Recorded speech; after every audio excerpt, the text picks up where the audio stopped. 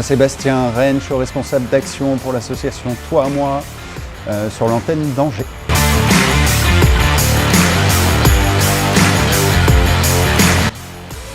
Donc Toi à moi, l'idée principale de Toi à moi, elle est assez simple, c'est de s'indigner et agir. Et là on rejoint un peu non essentiel, je trouve.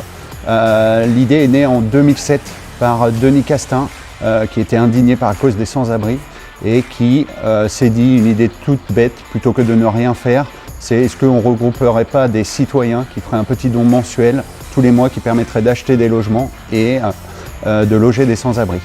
Alors loger c'est bien, mais il faut à côté accompagner ces personnes pour leur redonner confiance, pour retrouver un projet de vie. Et le dernier pilier de Toi à moi, c'est de tisser des liens avec des bénévoles autour de moments simples comme des repas, des cafés, des balades, etc. Donc comme je le disais, c'est des donateurs particuliers qu'on appelle nos parrains et marraines qui font des dons mensuels et ça nous permet d'acheter les logements. Et à côté de ça, on a des chefs d'entreprise, des entrepreneurs du territoire qui font du mécénat d'entreprise et ça permet de financer l'accompagnement auprès des personnes. Eh bien, Toi à moi est implanté dans 7 villes en France et originaire de Nantes. On est implanté à Lille, à la Ferté-sous-Jouarre, près de Paris, Nantes-Angers et dans le sud de la France, on est présent à Lyon, Bordeaux et Toulouse. Donc Toi à moi, on est propriétaire de 34 appartements aujourd'hui, sans compter les compromis qui sont signés.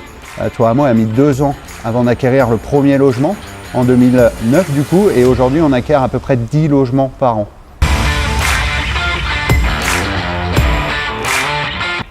Donc depuis le début, Toi à moi a accompagné et accompagne toujours, c'est 80 personnes et il y en a actuellement 36 qui sont accompagnées sur toute la France.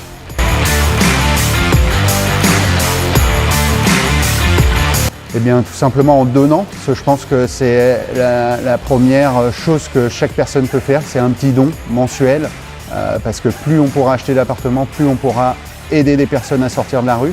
Mais je pense aussi que rien que d'en parler autour de soi et de promouvoir l'association, c'est déjà énorme. J'aime bien la phrase d'un chanteur qui dit « si on le dit à 3 personnes de notre entourage, qu'ils diront à 3 personnes de leur entourage et ainsi de suite, eh ben, ça peut promouvoir une bonne cause ».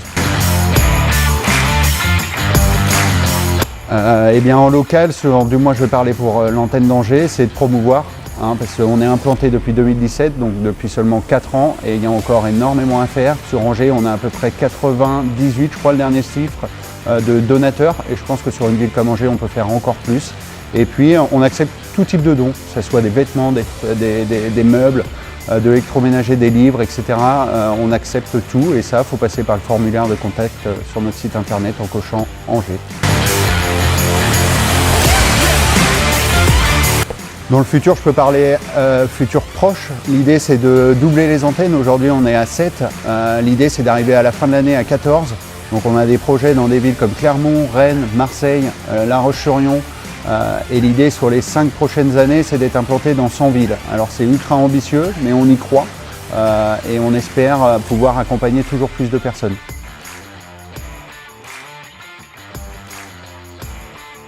Eh bien, j'ai une belle histoire que je vais raconter sur l'antenne d'Angers. Je vais parler de notre belle ville. C'est une personne qui est toujours accompagnée. On est sur une fin d'accompagnement, donc on espère que l'histoire sera encore plus belle dans quelques mois. Mais c'est une personne qui a été victime de violences conjugales pendant de très nombreuses années, qui a dû quitter le domicile familial et ses enfants il y a quelques années pour se sécuriser et qui a eu un parcours d'errance à la rue, qui a été accompagné par SOS Femmes, par un centre d'hébergement d'urgence sur Angers et qui est arrivé à Toi à moi en 2017, à l'ouverture de l'antenne d'Angers. Et 4 ans après, le chemin parcouru de cette femme est simplement incroyable. Elle a retrouvé une estime de soi, une confiance en soi. Elle a amené son ex-mari devant la justice l'année dernière. Et de tout ça, s'est découlé que des bonnes choses, une réinsertion professionnelle. Et là, elle est en passe de retrouver la garde de ses enfants. Alors on croise les doigts pour que derrière ça, il y ait un logement adapté à la situation familiale qui puisse être proposé avant la fin de l'année. Et ça sera une belle réussite pour Angers.